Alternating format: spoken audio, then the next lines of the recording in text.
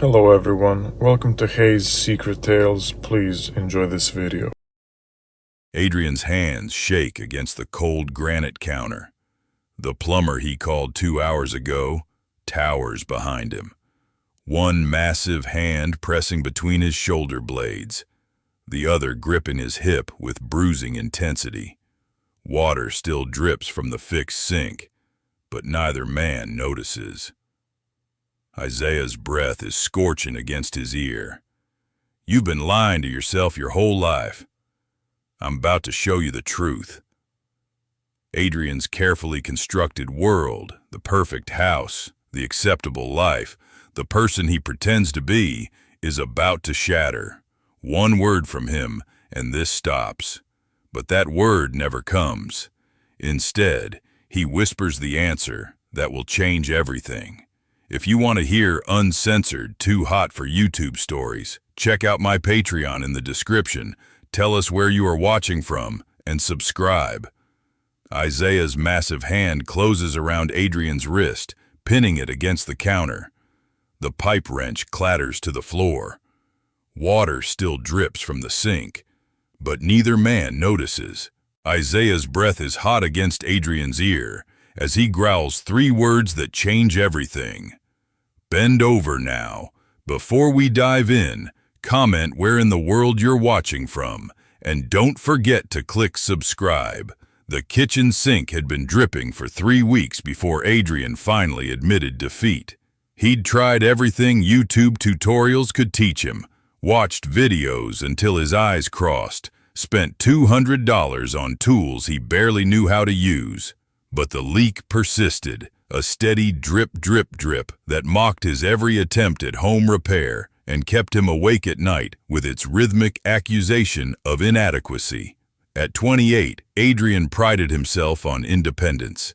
He'd bought this small house in the suburbs with money saved from years of careful budgeting, decorated it himself, maintained the lawn, handled everything a homeowner should handle. Calling for help felt like failure, like admitting he couldn't manage his own life. But the leak was getting worse. What started as an annoying drip had progressed to a steady stream that threatened to flood his kitchen if left unchecked. His carefully maintained independence couldn't survive actual water damage. So on a Tuesday morning, Adrian found himself scrolling through plumber listings on his phone, anxiety tight in his chest. He'd called 3 companies already, only to be told they were booked for weeks. The 4th company, Precision Plumbing, answered on the 2nd ring. "We can get someone out to you this afternoon," the dispatcher said, her voice cheerful and professional. "Between 2 and 4. Will you be home?" "Yes," Adrian said, relief flooding through him. "Thank you, I'll be here." "Great, Isaiah will be your technician. He's one of our best." Adrian spent the next few hours cleaning obsessively, as if the plumber would judge him for dust on the baseboards or dishes in the sink. He told himself it was just being considerate, making the workspace accessible. He didn't examine too closely why he changed his shirt 3 times, or why his hands shook as he straightened the kitchen towels for the 4th time. At exactly 2:30, a white van with Precision Plumbing emblazoned on the side pulled into his driveway. Adrian watched through the window as the driver's door opened and a man emerged. Everything Adrian had been trying not to think about for the past 3 hours crashed over him in a wave of recognition and want. Isaiah was massive, not just tall, though he had to be at least 6'5", but built like he'd been carved from stone by someone who believed in excess. Broad shoulders strained against his navy work shirt, the fabric pulled tight across a chest that seemed impossibly wide.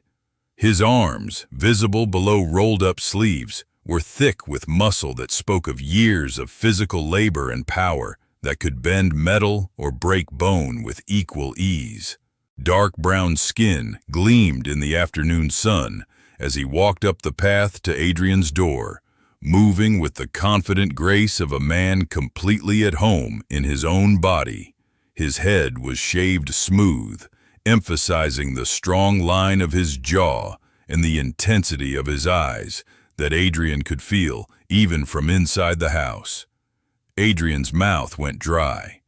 His pulse kicked into something that felt dangerously close to panic or arousal, or both tangled together in a knot he couldn't name. He'd spent years carefully constructing a life that looked normal. A good job at an accounting firm. A nice house in a quiet neighborhood. A series of brief, unsatisfying relationships with women who were perfectly nice and completely wrong. He'd convinced himself he was just picky, just hadn't found the right person yet, just needed to try harder to want what he was supposed to want. But watching Isaiah approach his door, Adrian felt something crack open inside him. A recognition of hunger he'd spent years denying, pretending didn't exist, burying under layers of should and supposed to and normal. The doorbell rang and Adrian jumped like he'd been caught at something shameful. He forced himself to walk calmly to the door, to arrange his face into something resembling professional courtesy, to ignore the way his heart hammered against his ribs. "Hi," he said, opening the door, and immediately regretting his entire life because Isaiah was even more overwhelming up close. "You must be the plumber." "Isaiah Jackson," the man said, his voice a deep rumble that Adrian felt in his chest. He extended a hand, and Adrian shook it automatically, trying not to react to the warmth of calloused palm against his, the strength in that grip that could have crushed his fingers if Isaiah wanted, the way his own hand looked small and pale engulfed in Isaiah's darker, larger one. "Adrian," he managed. "Adrian Chen, thank you for coming so quickly." "No problem, that's what we're here for." Isaiah's eyes tracked over Adrian's face in a way that felt assessing, seeing more than Adrian wanted seen. "So what's the issue?" "Kitchen sink," Adrian said, stepping back to let Isaiah inside. "It's been leaking for weeks. I tried to fix it myself, but I think I made it worse." Isaiah's lips curved into something that might have been a smile. "Happens a lot. Most people make it worse before they call us. Nothing to be embarrassed about." But Adrian was embarrassed by his failure to fix something so simple, embarrassed by the way he couldn't stop staring at the way Isaiah's shirt pulled across his back as he bent to examine his toolbox, embarrassed by the heat pooling low in his belly, by the thoughts creeping into his mind that had no business being there. "Kitchen's this way," Adrian said, his voice coming out rougher than intended. He led Isaiah through the living room into the kitchen, acutely aware of the man's presence behind him.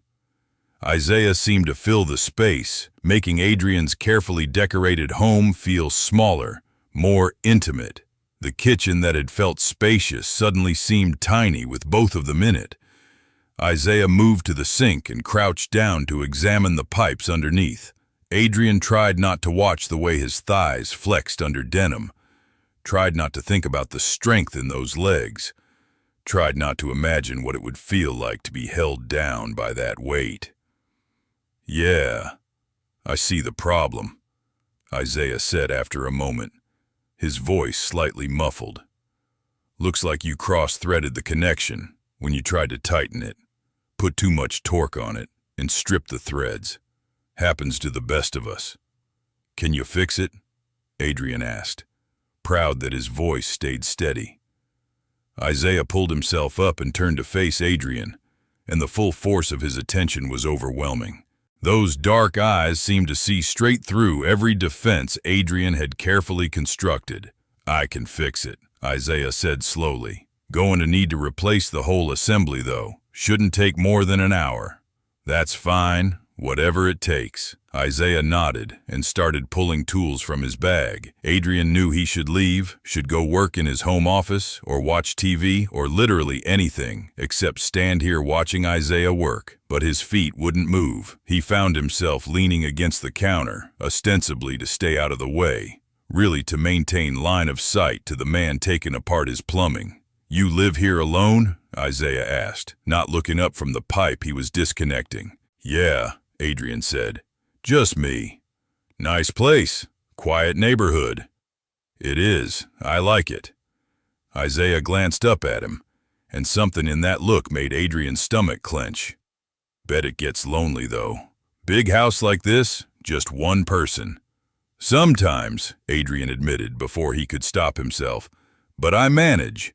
I'm sure you do, Isaiah said, and there was something in his tone that made the words feel weighted with meaning Adrian couldn't quite parse. Man like you, I bet you manage a lot of things on your own. Probably used to not asking for help. Adrian's cheeks flushed hot. I don't like to be a burden. Asking for help when you need it isn't being a burden. It's being smart.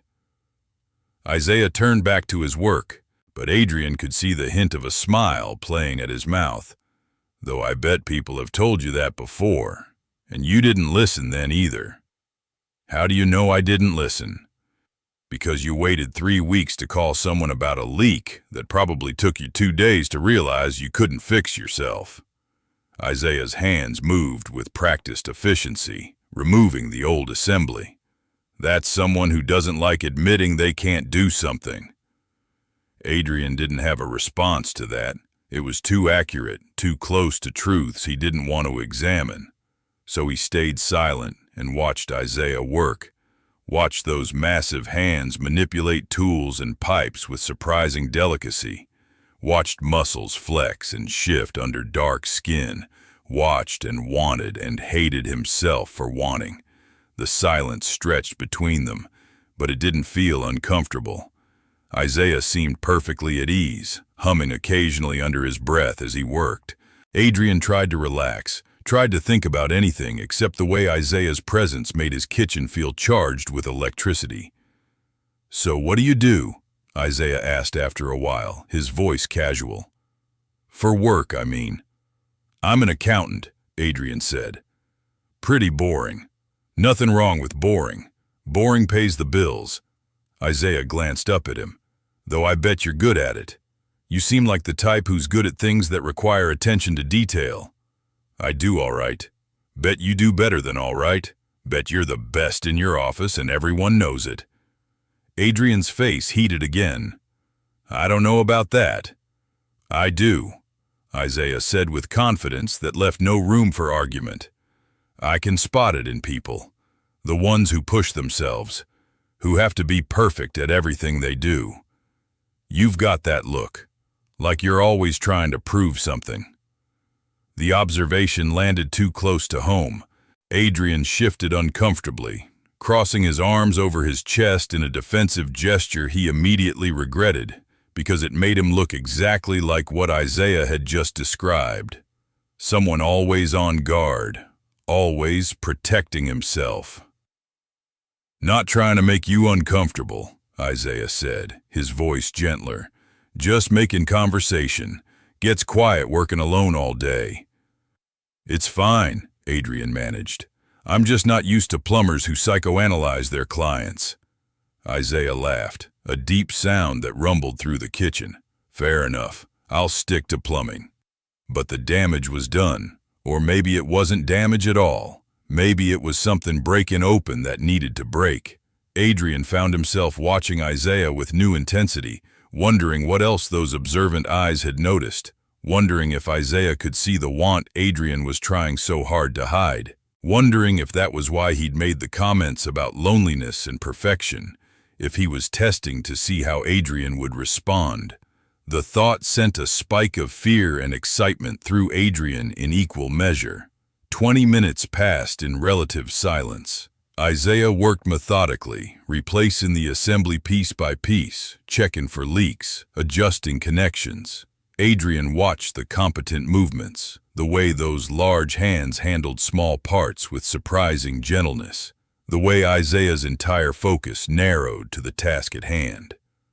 All right, Isaiah said finally, turning the water back on and checking his work.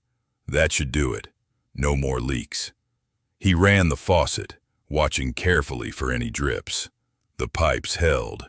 The water ran clean and strong and stopped completely when he turned it off. Perfect, Isaiah said with satisfaction. Good as new. He stood up and turned to face Adrian, and the kitchen suddenly felt much smaller, with them both upright and only a few feet apart. Adrian could smell him now, a mixture of clean sweat and something spicy that might have been cologne, or might have just been Isaiah's natural scent. It made Adrian's head swim. "Thank you," Adrian said. "I really appreciate you getting here so fast." "No problem, that's what I'm here for." Isaiah started packing his tools away. "I'll write up the invoice. You can settle up with the office when they send the bill." "How much do I owe you?" "Check will have the full breakdown. Parts and labor. Probably run you about 200. Adrian nodded, relieved it wasn't worse. "That's fine." Isaiah finished packing, moved his toolbox to the counter, but he didn't move toward the door. Instead, he leaned against the counter, arms crossed over that massive chest, and looked at Adrian with an expression that made Adrian's breath catch. "Can I ask you something?" Isaiah said. "Sure," Adrian managed, though warning bells were ringing in his head. "You seeing anyone?" The question hit like a physical blow. Adrian's heart rate spiked. "I don't think that's really relevant to plumbing." "It's not," Isaiah agreed. "I'm asking for myself, not as your plumber." Adrian's mouth went dry. He should end this conversation now. Should remind Isaiah this was a professional interaction. Should lie and say yes, he was seeing someone. Make up a girlfriend to hide behind like he'd done 1,000 times before. "No," he heard himself say instead. "I'm not seeing anyone." Isaiah nodded slowly, his eyes never leaving Adrian's face. "Didn't think so. You've got that look, like someone who spends too much time alone, too much time thinking. You got all that from fixing my sink. Got it from watching you watch me for the past hour." Isaiah's voice dropped lower. "Got it from seeing how you look at me when you think I'm not paying attention." Adrian's face flamed. "I don't know what you mean." "Yeah, you do," Isaiah said quietly. "You know exactly what I mean. Question is, are you going to keep pretending you don't? Or are we going to be honest with each other?" "I think you should go," Adrian said, his voice shaking. "Thank you for fixing the sink, but I think you should leave now." Isaiah didn't move. "I could go. Probably should, but I don't think that's what you really want." "You don't know what I want." "Don't I?" Isaiah pushed off from the counter and took a step closer. Adrian backed up instinctively until his back hit the refrigerator and there was nowhere left to retreat. "Because from where I'm standing, you want me to close this distance between us. Want me to stop being professional and start being honest about what's happening here."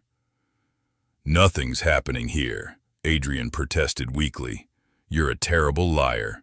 Isaiah was close enough now that Adrian could feel his body heat, could see the flecks of gold in his dark eyes, could count his breaths. "Your pupils are dilated. Your pulse is racing. I can see it jumping in your throat. And you haven't told me to back off, haven't moved away even though you could." Adrian's chest heaved with breaths that wouldn't quite fill his lungs. Everything Isaiah said was true, and hearing it spoken aloud made it impossible to keep denying. But admitting it felt like jumping off a cliff with no certainty of landing safely. "I'm not," Adrian started, then stopped because he didn't know how to finish that sentence without lying. "I'm not gay. I'm not interested. I'm not the kind of person who does this." All lies, all shields he'd hidden behind for so long they'd started to feel like truth. "Not what?" Isaiah prompted, his voice gentle despite the intensity of his proximity.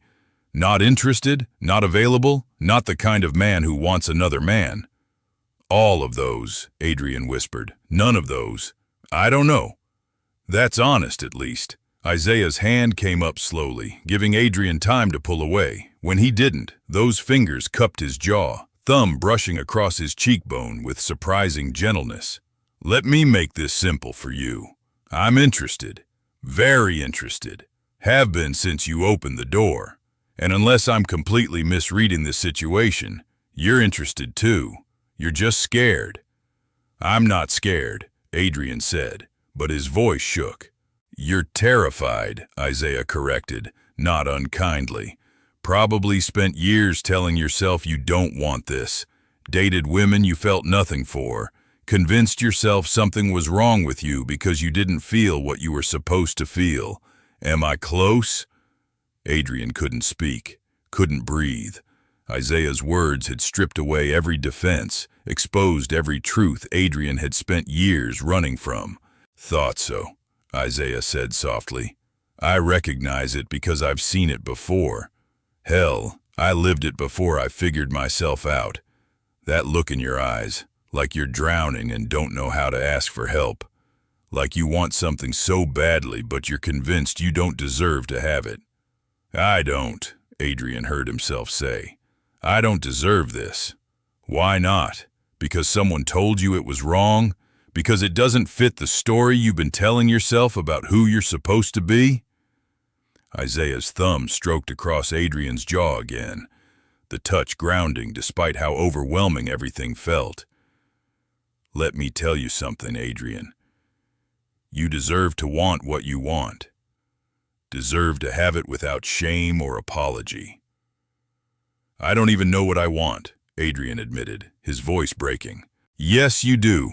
You're just afraid to say it out loud. Isaiah leaned in closer, his mouth inches from Adrian's. So, let me say it for you. You want me? Want my hands on you. Want to know what it feels like to stop fighting yourself and just feel. Want to finally understand what desire actually is, instead of what you've been pretending it is. Adrian's eyes closed, overwhelmed by proximity and truth and the scent of Isaiah surrounding him. Please. Please what? Isaiah asked. Please leave? Please stop? Or please don't stop? I don't know, Adrian said desperately. I don't know what I'm asking for. Then let me help you figure it out, Isaiah said, his breath warm against Adrian's lips. Let me show you what you've been missing, what you've been denying yourself. No pressure, no expectations. Just this moment. Just us. Just honesty. Adrian's hands came up without conscious thought, gripping Isaiah's shirt like it was the only solid thing in a world that had suddenly tilted sideways. What if I can't? What if I don't know how? Then I'll teach you, Isaiah said simply. Just like I fixed your sink. Patient, thorough, making sure everything works exactly the way it's supposed to. The words should have been ridiculous, should have broken the tension with their absurdity. Instead, they sent heat flooding through Adrian's body, made him acutely aware of every point where their bodies almost touched, where only inches separated them from contact that would change everything. I've never, Adrian started, then stopped. I know, Isaiah said. I can tell, and that's okay. In fact, that's perfect, because it means no one's taught you to be ashamed of what you want. Means I get to show you what it's supposed to feel like when desire is met with acceptance instead of judgment. Why? Adrian asked desperately. Why me? Why now? Because I saw you watching me like you were dying of thirst and I was water, Isaiah said bluntly. Saw the want in your eyes mixed with terror that anyone would notice. Saw you trying so hard to be normal, to be acceptable, to fit into a shape that was never meant for you. And I thought, life's too short to spend it pretending to be something you're not. Too short to deny yourself what you actually need. His hand slid from Adrian's jaw to the back of his neck, warm and steady. So I'm offering you a choice. I can walk out that door, and we pretend this conversation never happened. You go back to your safe, lonely life. I go back to mine. Nothing changes. Or, Adrian breathed. Or you stop lying to yourself. Stop pretending. Let me show you what it feels like to finally be honest about who you are and what you want. Isaiah's eyes held Adrian's, dark and intense and absolutely certain. Your choice, but you have to make it now, because once I leave here, this moment is gone. Adrian's mind raced. This was insane. Isaiah was a stranger, someone he'd known for less than 2 hours. This violated every careful rule, Adrian had built his life around. Every safe choice, every acceptable path. But standing here, Isaiah's hand warm on his neck, and those eyes seeing straight through to truths Adrian had spent years hiding, he couldn't remember why those rules had ever mattered, couldn't remember what he was protecting himself from when the loneliness of protection had become more painful than the risk of exposure. "I don't know how," Adrian whispered. "I don't know what to do." "That's not an answer," Isaiah said, but his voice was patient. "Do you want this? Want me to stay? Want to stop running from yourself? Yes or no?" Adrian's hands tightened in Isaiah's shirt. Every instinct screamed at him to say no, to protect himself, to maintain the careful fiction he'd constructed. But a deeper instinct, one he'd spent years suffocating, roared to life and demanded truth. "Yes," Adrian breathed. "God help me, yes." Isaiah's smile was slow and satisfied. "There it is. There's the truth you've been holding back. Good boy." The praise hit Adrian like a physical touch, sending heat cascading through him. His breath caught and Isaiah noticed, his smile widening. "You like that," Isaiah observed, "like being praised for being honest, for being good. We'll come back to that." Before Adrian could process what that meant, Isaiah's mouth was on his. The kiss was nothing like Adrian had imagined kissing would be. It wasn't tentative or questioning. It was claiming, possessive. Isaiah's lips demanding response rather than asking. His tongue traced the seam of Adrian's mouth and Adrian opened automatically, letting Isaiah inside, letting him take and taste and own. Adrian had been kissed before, had kissed women he dated, going through motions that felt mechanical and empty. This was different. This was drowning and flying simultaneously. This was finally understanding what people meant when they talked about chemistry and desire and need. Isaiah kissed like he did everything else, with complete confidence and thoroughness. His hand tightened on Adrian's neck, holding him in place while he explored Adrian's mouth with systematic intensity. His other hand came up to grip Adrian's hip, pulling their bodies flush together, and Adrian gasped at the contact, at the solid wall of muscle pressed against him, at the evidence of Isaiah's arousal against his own.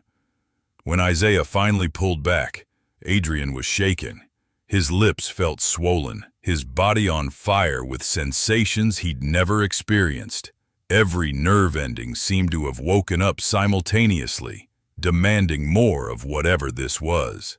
"That's what a real kiss feels like," Isaiah said, his voice rougher than before. "That's what happens when you stop pretending and let yourself actually feel something." "I can't breathe," Adrian managed. "Good. Means you're paying attention." Isaiah's thumb traced Adrian's lower lip, swollen from the kiss. "We're just getting started. I'm gonna touch you now. Really touch you. Show you what your body's capable of when you stop fighting it. You want that?" Adrian nodded frantically, beyond words. "Use your words," Isaiah commanded gently. "I need to hear you say it." "Yes," Adrian gasped. "Yes, please, I want that." "Good boy," Isaiah praised again, and Adrian shuddered at the words. "Now here's what's going to happen. I'm going to take you apart slowly. Going to find every place that makes you respond, every touch that makes you gasp, and you're going to let me. Not going to hide, not going to hold back. You're going to give me everything and trust that I'll take care of you. Understand?" "Yes," Adrian whispered, though he didn't fully understand. Didn't understand how Isaiah had reduced him to this trembling, desperate thing in less than 5 minutes. Didn't understand why submission felt like freedom rather than loss. Didn't understand anything except that he'd die if Isaiah stopped touching him now. "Then let's begin," Isaiah said, and his hands started moving. He pulled Adrian away from the refrigerator, spun him around so his back was to Isaiah's chest. One massive arm wrapped around Adrian's waist, holding him steady, The other hand traced up his chest, over his collarbone, along his throat with touches that were possessive and gentle simultaneously. "Feel that?" Isaiah murmured against Adrian's ear. "Feel how your body responds to my touch? That's real. That's honest. That's what you've been denying yourself." His hand slid under Adrian's shirt, palm hot against bare skin. Adrian arched into the touch, unable to control his response. Isaiah made an approving sound and continued his exploration, learning the planes of Adrian's chest, finding sensitive spots that made Adrian gasp and moan. "So responsive," Isaiah praised. "So perfect. Every touch makes you tremble, makes me wonder what you'll do when I really start trying." "Please," Adrian begged, not even sure what he was asking for. "Not yet," Isaiah said. "First, you need to learn patience. Need to understand that I'm in control here, not you. Need to trust that I know what you need, even when you don't." His hand moved lower, tracing the line of Adrian's stomach, dipping below his waistband just far enough to make Adrian's hips jerk forward involuntarily. Isaiah's laugh was dark and pleased. "Eager," he observed, "but we're not rushing this. Going to take my time with you. Make sure you remember every single moment of your first time being touched properly." Adrian's knees went weak. Only Isaiah's arm around his waist kept him upright. The combination of overwhelming sensation and Isaiah's voice in his ear was more than his brain could process. He felt drunk, dizzy, utterly lost in sensations he'd never imagined. "That's it," Isaiah encouraged. "Stop thinking. Just feel. Let your body show you what it wants instead of telling it what it should want." His hand moved back up, found Adrian's nipple through his shirt, circled it with knowing fingers. Adrian cried out at the unexpected pleasure, his body arching involuntarily. He'd touched himself there before out of curiosity, felt nothing. But Isaiah's touch sparked something entirely different, made his nerve endings light up like fireworks. "Sensitive here," Isaiah noted. "Good to know. Going to spend a lot of time on these later. Make you desperate from nothing but this." "Can't," Adrian gasped. "Too much." "Not too much. Not nearly enough." Isaiah's teeth found Adrian's earlobe, bit down gently. "You're going to take everything I give you, and you're going to beg for more. Because that's what happens when you finally let yourself want something honestly. You realize how starved you've been." His other hand moved from Adrian's waist to his hip, then lower, cupping Adrian through his jeans with firm pressure. Adrian nearly sobbed at the contact, his hips pushing forward into Isaiah's palm without conscious direction. "There it is," Isaiah said with satisfaction. "There's what you really want.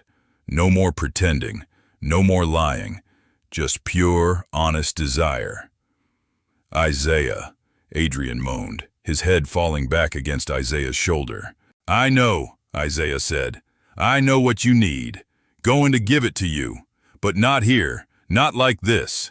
When I take you properly, it's going to be in your bed, where I can spread you out and see every reaction, where I can take my time making sure you never forget this." "Now," Adrian begged. "Please now." "Soon," Isaiah promised. "First you're going to show me your bedroom, then you're going to strip for me. Slowly. Let me see what I'm getting. Then, if you're very good, if you do exactly what I tell you, I'll show you what you've been missing your whole life." He released Adrian abruptly, and Adrian nearly collapsed without that support. He turned around on shaking legs to find Isaiah watching him with dark, hungry eyes. "Bedroom," Isaiah said. "Now." Adrian's feet moved without conscious thought, leading Isaiah through his house to the bedroom he'd never shared with anyone. It felt surreal, like watching himself from outside his body, as he opened the door and stepped into the space he'd kept so carefully private. Isaiah followed, closing the door behind them with deliberate finality. The sound of the lock clicking into place made Adrian's heart jump. "Now," Isaiah said, moving to sit on the edge of Adrian's bed. "Show me what I'm getting. Take off your clothes, slow." Adrian's hands shook as they went to the hem of his shirt. He'd never done this before, never stripped for anyone's eyes, never put himself on display like this. But Isaiah's gaze was steady and demanding, leaving no room for hesitation or second thoughts. He pulled the shirt over his head, let it fall to the floor. Isaiah's eyes tracked over his exposed skin with an intensity that made Adrian feel like he was being touched even from across the room. "Keep going," Isaiah ordered. Adrian's fingers fumbled with his belt, then his zipper. He pushed his jeans down his legs, stepped out of them awkwardly. Now he stood in only his underwear, more exposed than he'd ever been with another person, every flaw and imperfection visible. "All of it," Isaiah said, his voice rough. Adrian hesitated. This was the last barrier, the final piece of protection between him and complete vulnerability. Once he crossed this line, there was no going back to pretending this hadn't happened. "Don't make me ask again," Isaiah warned. "I'm patient, but not infinitely patient." That tone, command mixed with warning, sent a spike of heat through Adrian's body. He hooked his thumbs in his waistband and pushed down, stepping out of his underwear and standing completely naked before Isaiah's hungry gaze. The silence stretched. Isaiah looked at him with systematic thoroughness, missing nothing. Adrian fought the urge to cover himself, to hide the evidence of how affected he was. "Perfect," Isaiah said finally. "Absolutely perfect. Now come here." Adrian crossed to him on unsteady legs. When he was within reach, Isaiah's hands caught his hips and pulled him close, positioned him between those massive thighs. "Look at me," Isaiah commanded. Adrian's eyes met his, and the intensity there stole his breath. "Last chance," Isaiah said. "Last opportunity to change your mind. Because once I start, I'm not stopping until I've had everything, until you've given me complete control, until there's no part of you I haven't claimed. You understand what I'm offering?" "Yes," Adrian whispered. "And you want it? Want me to take you apart and put you back together as something different than what you were? Want me to show you who you really are underneath all the lies you've been telling yourself?" "Yes," Adrian said more firmly. "Please, yes." Isaiah's smile was dark and satisfied. "Then bend over the counter." Adrian's breath caught at the command. His mind reeled with confusion because they were in his bedroom, not the kitchen, but Isaiah's eyes held absolute certainty, and that confidence pulled Adrian forward like gravity. "Wait," Adrian said, his voice shaking. "You said the bedroom. You said—" "Changed my mind," Isaiah interrupted, standing and moving toward Adrian with predatory grace. "Realized I can't wait that long. Need you now. Need to claim you in the place where you first let yourself want me, where you stood watching me work and couldn't hide what you were feeling." He gripped Adrian's hand and led him back through the house to the kitchen. The space looked different now, charged with new meaning. The counter where Isaiah had worked, where Adrian had leaned and watched and wanted, became something else entirely under Isaiah's dark gaze. "Here," Isaiah said, positioning Adrian in front of the counter. "This is where it started, where you stopped being able to lie to yourself.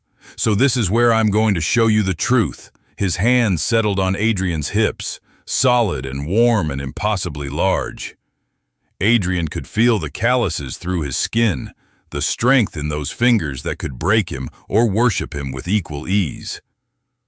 "Bend over," Isaiah said again, his voice dropping to that commanding rumble. "Hands flat on the counter, and don't move unless I tell you to." Adrian's body obeyed before his mind could catch up. He bent forward, palms pressing against the cool granite, acutely aware of how exposed this position made him. How vulnerable, how completely at Isaiah's mercy. "Beautiful," Isaiah murmured, his hands sliding up Adrian's sides. "You have no idea how perfect you look like this. Bent over for me, trusting me even though you're terrified." "I'm not terrified," Adrian lied. Isaiah's hand came down on his ass in a sharp slap that made Adrian gasp. Not painful exactly, but shocking in its suddenness and the heat it left behind.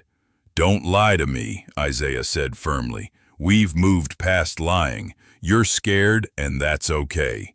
But you're also aroused and desperate and so far beyond turned on, you can barely think straight. Admit it." "Yes," Adrian gasped. "All of it. I don't know what's happening to me." "You're waking up," Isaiah said, his hands gentler now as they traced down Adrian's spine. "Finally letting yourself feel what you've been suppressing, and it's overwhelming because you've denied it for so long. But I've got you. Not going to let you fall." His hands moved lower, cupping Adrian's ass with possessive appreciation. Adrian's entire body trembled at the contact, at the casual ownership in Isaiah's touch.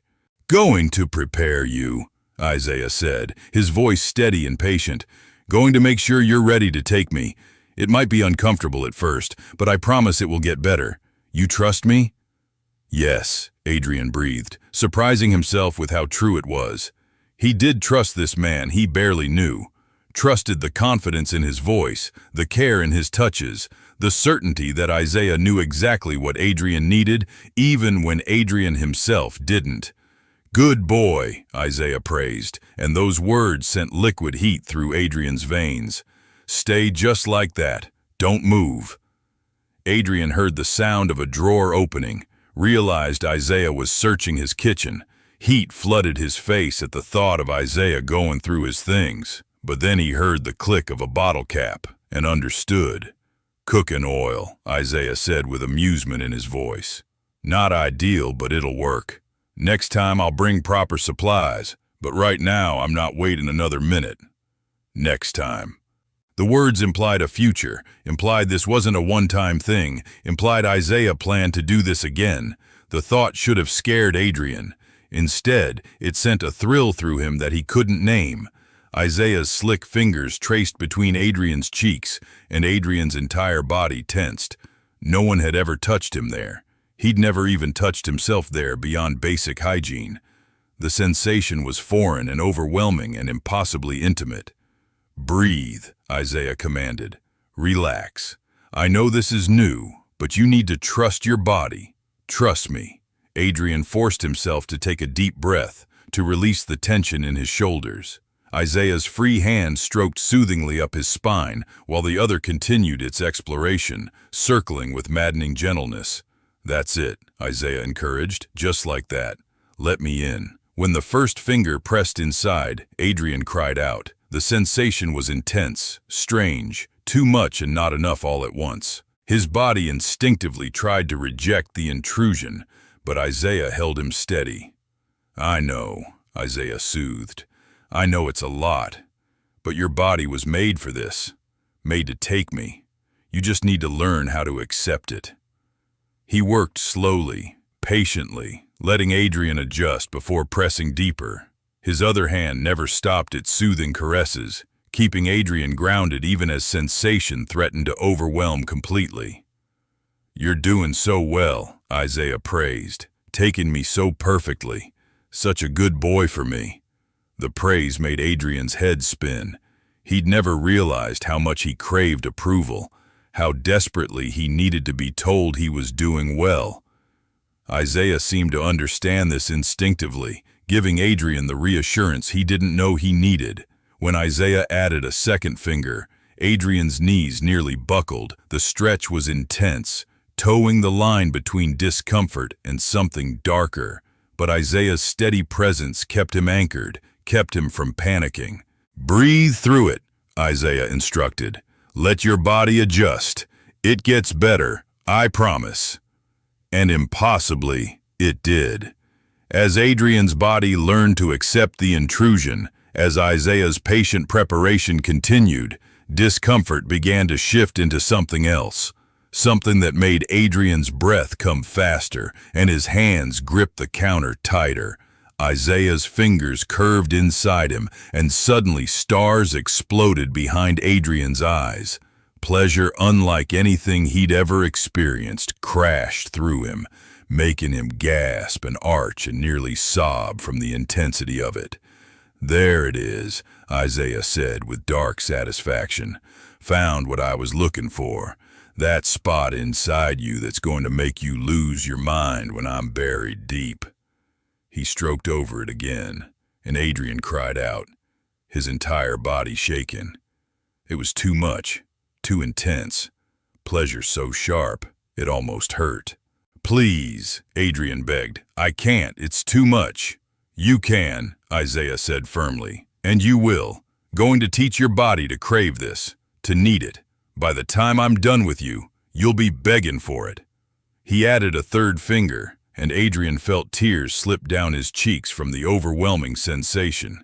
He'd never felt so exposed, so vulnerable, so completely at someone else's mercy. And terrifyingly, he'd never felt more himself. "Almost ready," Isaiah said, his fingers working methodically to stretch and prepare. "Just a little more, and then I'm going to give you what you really need." Adrian didn't know how much more he could take. His body felt like a live wire, every nerve ending firing at once. When Isaiah finally withdrew his fingers, the loss felt almost worse than the intrusion. He heard the sound of a zipper, the rustle of fabric. Isaiah was undressing behind him, and Adrian desperately wanted to look, wanted to see what was coming, but he didn't dare move without permission. "Good boy," Isaiah said, reading his stillness correctly. "Stay just like that. I want you exactly where you are when I take you for the first time." Then Isaiah was pressing against him, the head of him hot and thick and impossibly large. Adrian tensed instinctively. "Relax," Isaiah commanded, one hand gripping Adrian's hip, while the other pressed between his shoulder blades, holding him in place. "This is happening. You're going to take all of me, going to be claimed so completely you'll never forget who you belong to." He pressed forward slowly, inexorably, and Adrian's world narrowed to the burning stretch of being opened, being filled, being taken. It was too much, impossible. He couldn't possibly fit all of Isaiah inside him. "Yes, you can," Isaiah said, apparently reading his mind. "Your body was made for this, made to take me. Just breathe and let it happen." Adrian tried to breathe, but the air wouldn't come. Isaiah was everywhere, inside him and around him, and overwhelming every sense. When he was fully seated, when Adrian was completely impaled on Isaiah's length, both men went still. "Look at that," Isaiah said, his voice rough with restraint.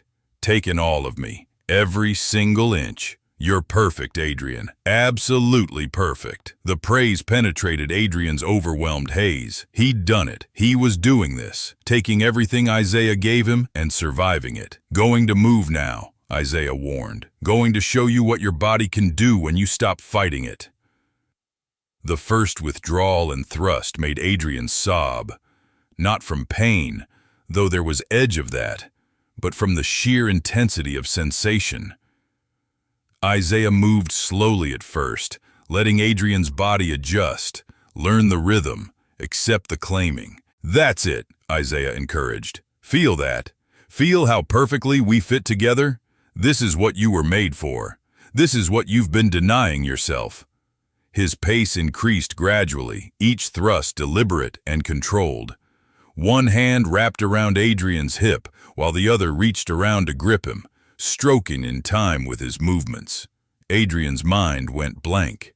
There was only sensation, only Isaiah's body moving in his, only the overwhelming pleasure building with each thrust. When Isaiah angled to hit that spot inside him, Adrian screamed. "There you go," Isaiah growled. "Let me hear you. No more hiding, no more pretending, just pure, honest pleasure." He set a devastating rhythm, each movement precise and purposeful. Adrian could do nothing but take it, his body responding to Isaiah's in ways he'd never imagined possible. Pleasure built and built, spiraling higher with each thrust until Adrian thought he might actually die from the intensity. "You're close," Isaiah observed. "Can feel it in how you're tightening around me. But you're not coming until I give you permission, understand?" "Please," Adrian begged. "Please, I know what you need," Isaiah interrupted. "But you come when I say, and not before. Need to learn that your pleasure belongs to me now, that I control when and how you fall apart."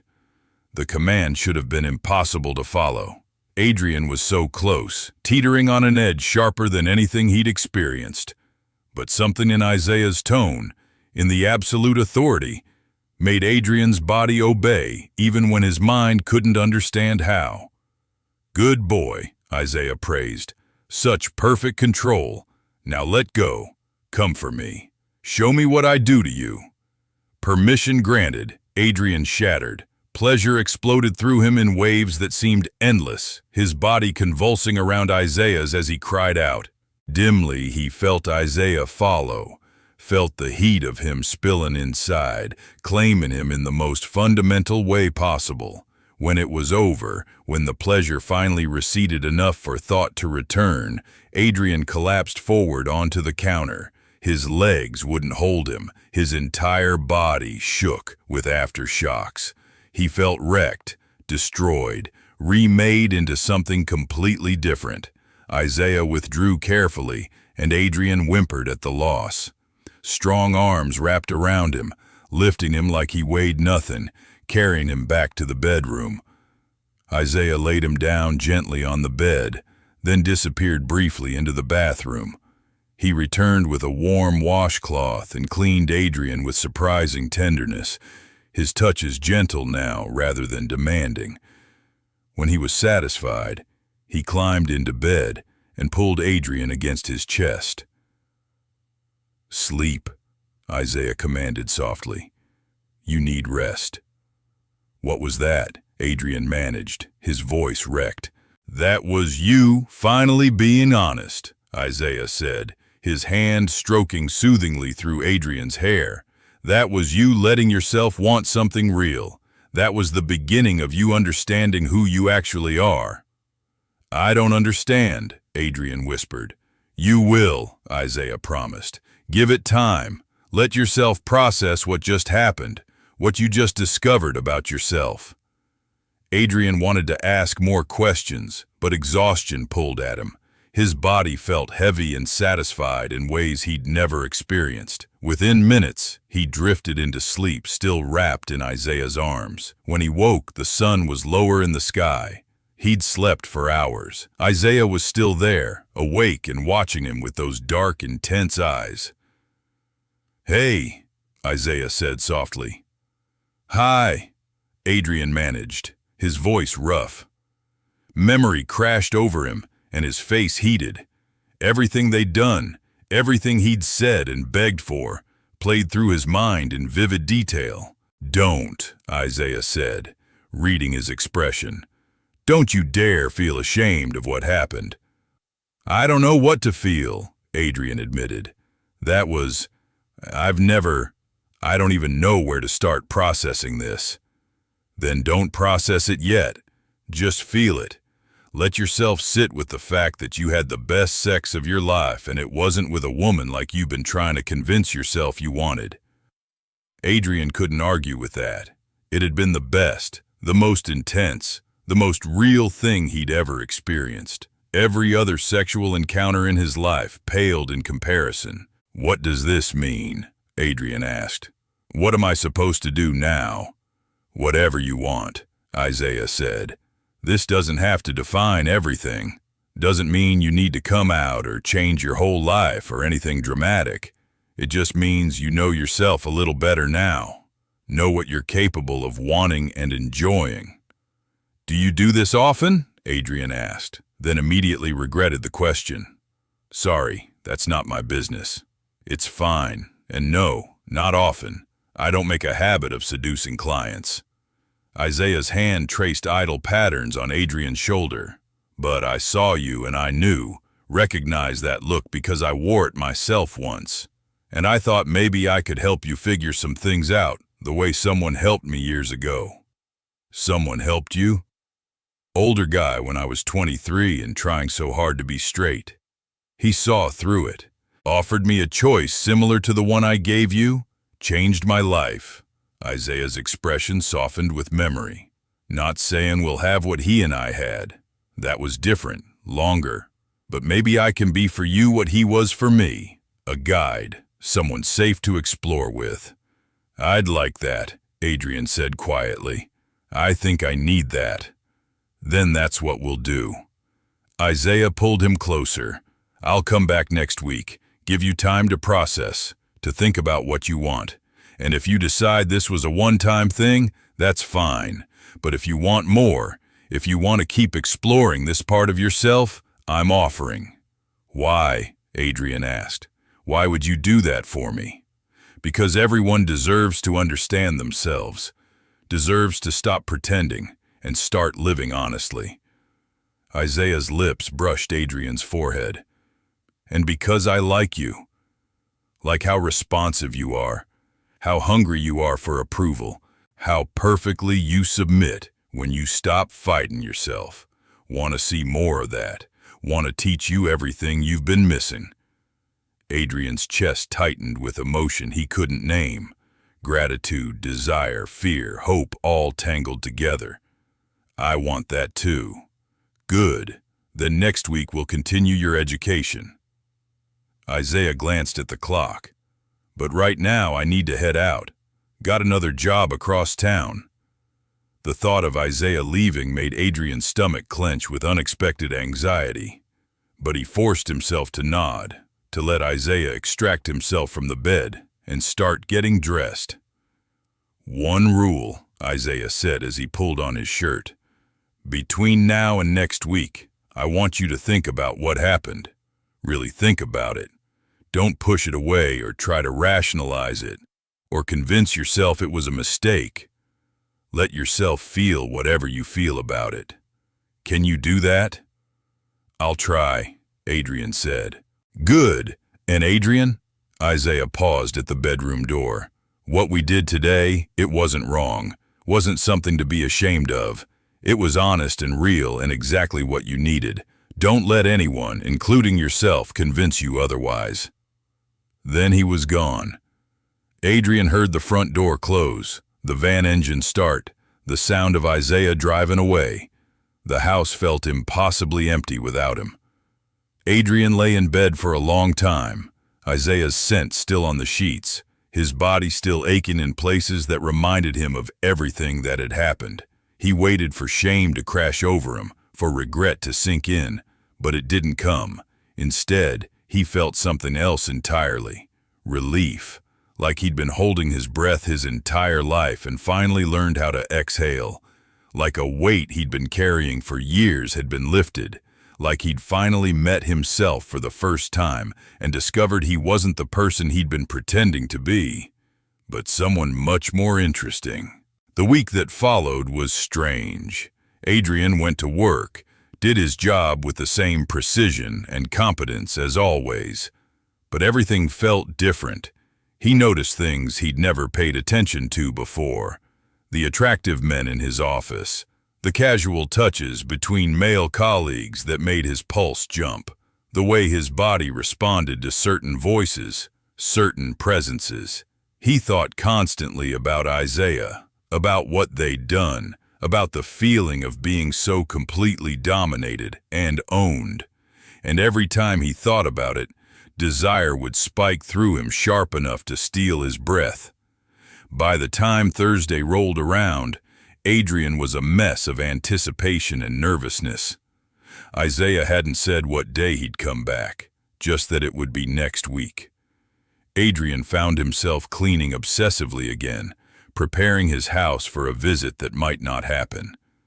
At 3 in the afternoon, his doorbell rang. Adrian's heart jumped into his throat. He opened the door to find Isaiah standing there, toolbox in hand and that knowing smile on his face. Got a leak? Isaiah asked. No, Adrian said breathlessly. Everything you fixed is still working. Shame. Guess I'll have to find another reason to come inside. Isaiah's eyes tracked over Adrian's face, reading every emotion there. "You going to invite me in or make me stand on your porch?" Adrian stepped back and Isaiah entered, closing the door behind him. He set his toolbox down and turned to face Adrian fully. "How was your week?" Isaiah asked. "Long," Adrian admitted. "Confusing. I couldn't stop thinking about what happened." "Good. That's what I wanted." Isaiah moved closer, backing Adrian against the wall. "Tell me what you thought about." "Everything," Adrian said. "How it felt, what you said, the way you made me feel like I could finally stop pretending." "And did you? Stop pretending?" "I tried. It's harder than I thought. Years of habit." Isaiah's hand came up to cup Adrian's face. "It gets easier. Every time you choose honesty over performance, it gets a little easier. Until one day you realize you forgot how to lie to yourself." "Will you help me?" Adrian asked quietly. "Help me figure out who I actually am, instead of who I thought I should be." "That's why I'm here," Isaiah said. "To teach you, guide you, show you everything you've been missing." His thumb traced Adrian's lower lip. "But this only works if you're completely honest with me. No hiding, no pretending. You tell me what you want, what you need. What scares you? Can you do that?" "Yes," Adrian said. "I want to try." "Then let's continue your education." Isaiah kissed him, deep and claiming, and Adrian melted into it. This time there was no hesitation, no uncertainty, just the overwhelming relief of being exactly where he was supposed to be. When they finally pulled apart, Isaiah smiled. "Bedroom. Now, we have a lot to cover." Adrian led him back to the bedroom, his body already responding to Isaiah's presence. He stripped without being told, remembering the lesson from last time about obedience and trust. "Good boy," Isaiah praised. "You're learning. Now on the bed, on your back. I want to see your face this time." Adrian obeyed, his heart racing. Isaiah undressed methodically, letting Adrian watch. In the afternoon light, Adrian could finally see all of him. The breadth of his shoulders, the definition of his chest and abs, the power in his thighs, and the size of him, thick and ready, made Adrian's breath catch with memory and anticipation. "Like what you see?" Isaiah asked with amusement. "Yes," Adrian admitted. "You're beautiful." Something flickered in Isaiah's eyes at the word. Never been called that before. Intimidating, yes. Hot, sure. But not beautiful. "You are, though," Adrian said with new confidence. "Strong and powerful and beautiful." Isaiah climbed onto the bed, covering Adrian's smaller body with his own. "You're dangerous, making me feel things I don't usually feel with hookups." "Is that what this is?" Adrian asked. "A hookup?" "Don't know what this is yet," Isaiah admitted. "But it's more than that, more than I planned on." He kissed Adrian again, slower this time. "But we'll figure it out as we go." What followed was different from their first encounter. Isaiah took his time, mapping Adrian's body with hands and mouth, finding every sensitive spot, learning what made Adrian gasp and moan. He was thorough and patient, bringing Adrian to the edge repeatedly, but never letting him fall over. "Please," Adrian begged after what felt like hours of exquisite torture. "I know what you need," Isaiah said, positioning himself. "Going to give it to you. But this time, I want you watching me. Want you seeing exactly who's claiming you." He pushed in slowly, and Adrian's eyes locked on Isaiah's face. Watched the pleasure and possession there.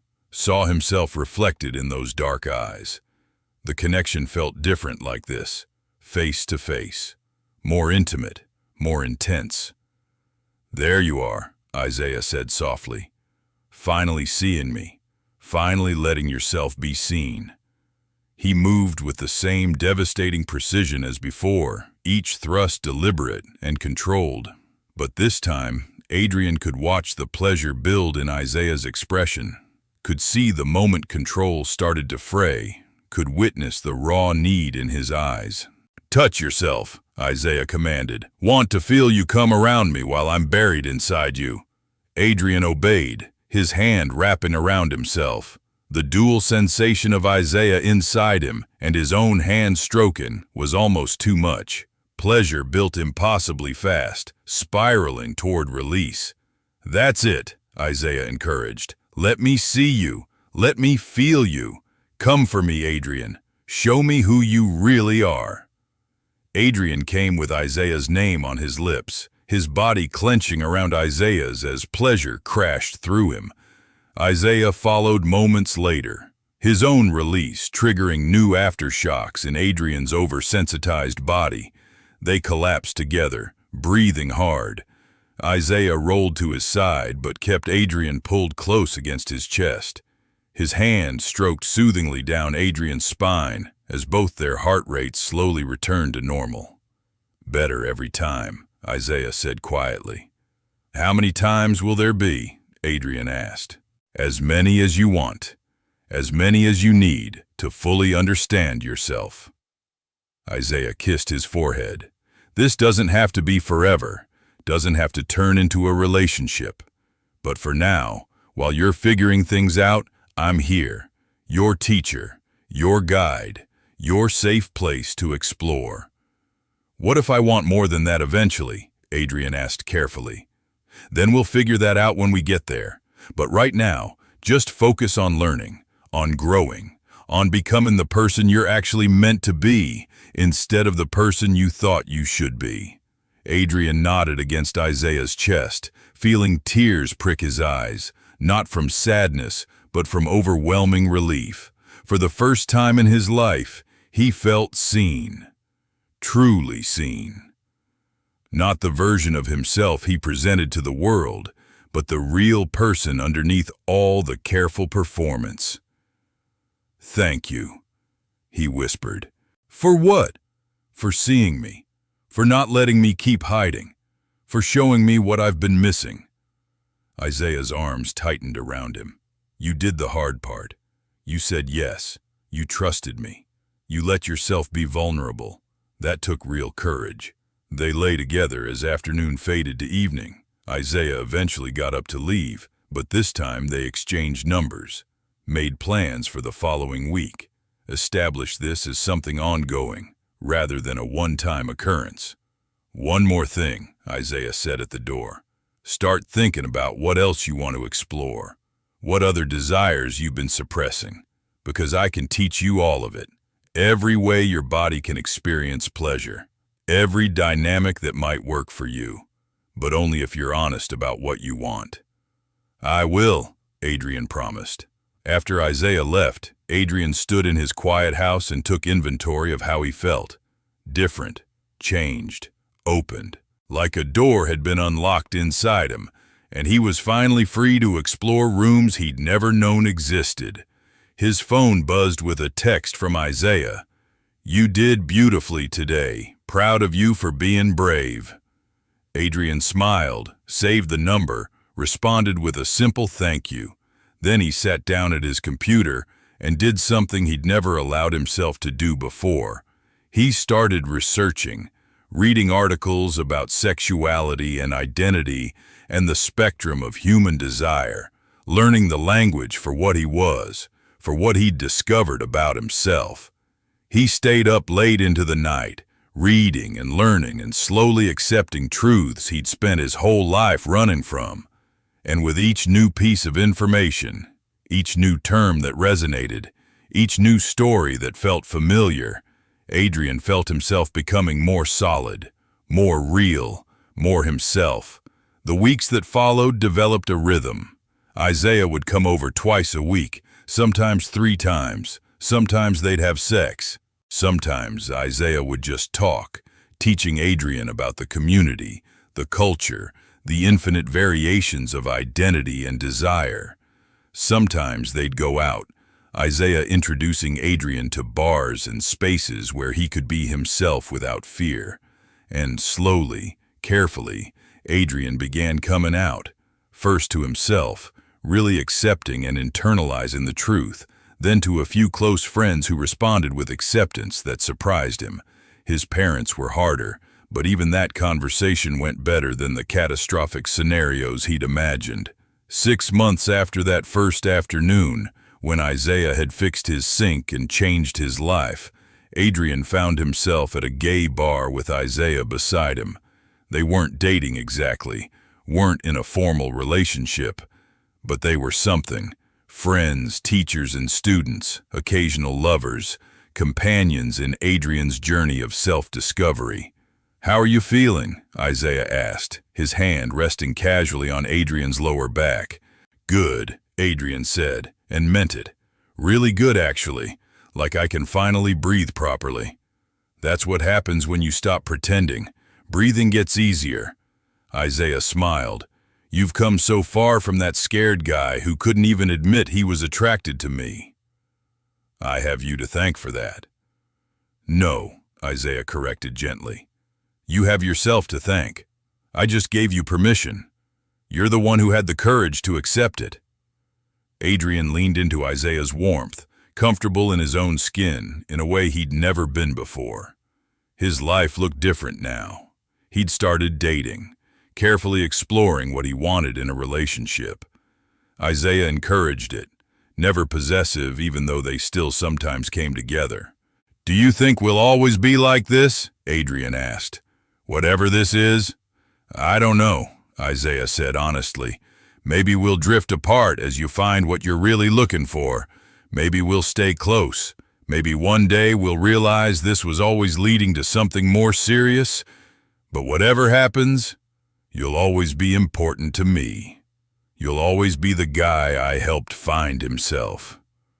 And you'll always be the plumber who fixed more than just my sink," Adrian said with a smile. Isaiah laughed. Worst line ever. "It's true, though."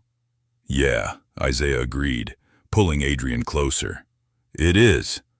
They stayed at the bar for hours, talking and laughing and just existing in a space where Adrian didn't have to pretend or hide or perform, where he could just be himself, messy and complicated, and still figuring things out.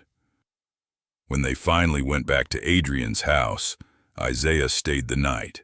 They made love slowly, tenderly, with the kind of familiarity that comes from months of learning each other, and when it was over, when they lay tangled together in the dark, Adrian felt a peace he'd never known was possible.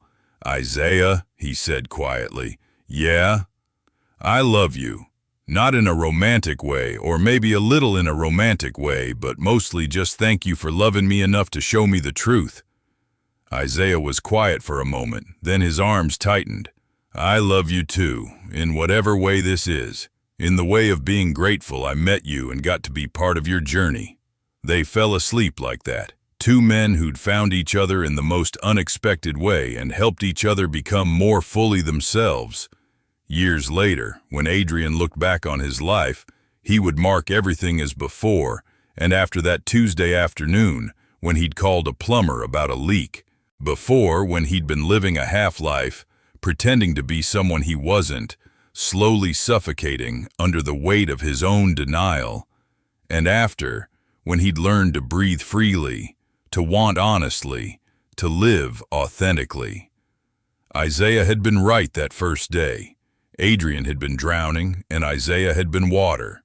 But more than that, Isaiah had taught Adrian how to swim on his own, how to navigate the complicated waters of identity and desire and self-acceptance. They stayed in each other's lives, even as both eventually found partners who fit them better for the long term. Adrian met a man named Chris 2 years later and fell in love properly, building a relationship that was everything he'd never known he could have.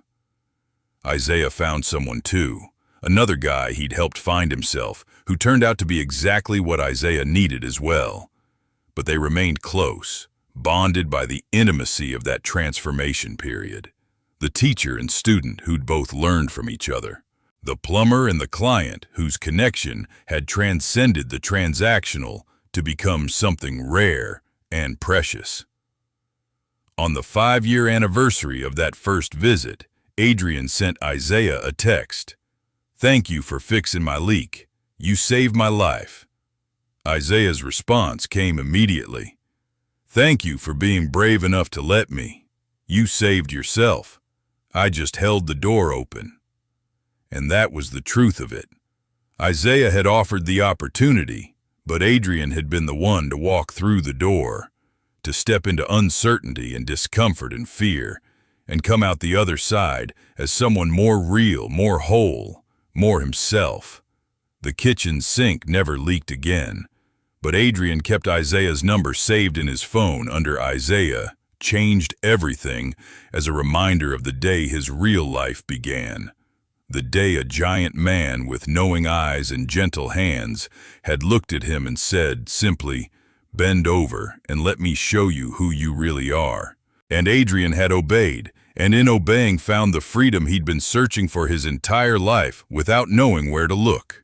Sometimes salvation comes from the most unexpected places. Sometimes the answer to prayers you didn't know you were praying arrives in a work van with a toolbox and a knowing smile. Sometimes all it takes is one person seeing through your carefully constructed lies and saying with absolute certainty, "I see you, the real you, and you're worth knowing." Isaiah had given Adrian that gift, the gift of being seen and accepted and guided toward truth. And in return, Adrian had given Isaiah the satisfaction of watching someone blossom, of being part of a transformation, of using his strength not to dominate, but to liberate. They both won. They both gained something precious from their unlikely connection. And years later, both would say it was one of the most important relationships of their lives, even if it never fit into conventional categories, because love doesn't always look like romance. Sometimes it looks like rescue. Sometimes it looks like teaching. Sometimes it looks like one person saying to another, "You're drowning. Let me show you how to breathe." And sometimes, if you're very lucky, you're brave enough to listen.